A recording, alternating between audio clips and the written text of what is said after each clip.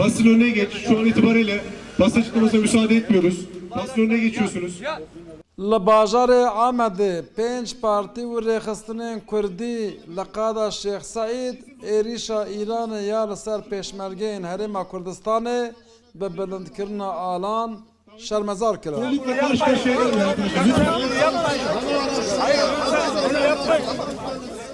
Lê asayişê ji endamên van partiyan xwest alên Kurdistanê bînin xwarê.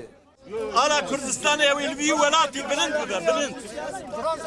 Ev roj be lisser a lisser be beden ev al bilind bibe. Herkes bir yazanı be. Ji ber ku daxwaza asayişê nehate pejirandin di navbera komê û endamên asayişê de alozî derket. Damakı ala Kurdistan'ı hata rakırın, müdahale kırın, godu karnı ala Kurdistan'ı rakın, erişi ala Kurdistan'ı kırın.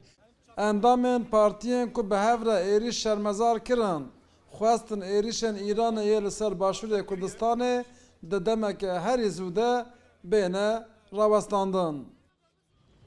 Devleta İran'ı ya da gırker, kolonyalist, terörist, bi erişin xoyên li ser başûrê Kurdistanê, bi tehmülî û dijminatiya xoya li hemberê gelê Kurdistanê dide der. Êrîşa Îranê ya li ser pêşmergeyan li kuçe û kolanên Amedê jî rojeveke sereke ye. براستی ev devleta zalim, ev devleta hukuk nasnake, ev İran, bi sed sal vî zulmetke, ne îroye. Heta tu nebî xwedî statûyek, xwedî dewlet li wê derkê, em dibînin ku tu federal bêjî dîsa tu nikarî bi tevahî em bêjin xwe ji van êrîşan biparêzî.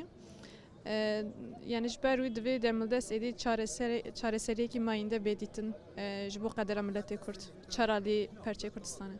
والله ام قبول ناكن ام پرپی رعسز دبن ام انسانی میو مالباتا می گش رعسز دبن yani em protesto dikin em qebul nakin.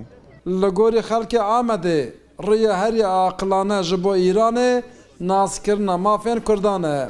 Eger na her êrîşeke Îranê de di nava Kurdan de li hemberî wî welatî nerazîbûneke mezin bîne. Maşallah dekak Rûda û Amed.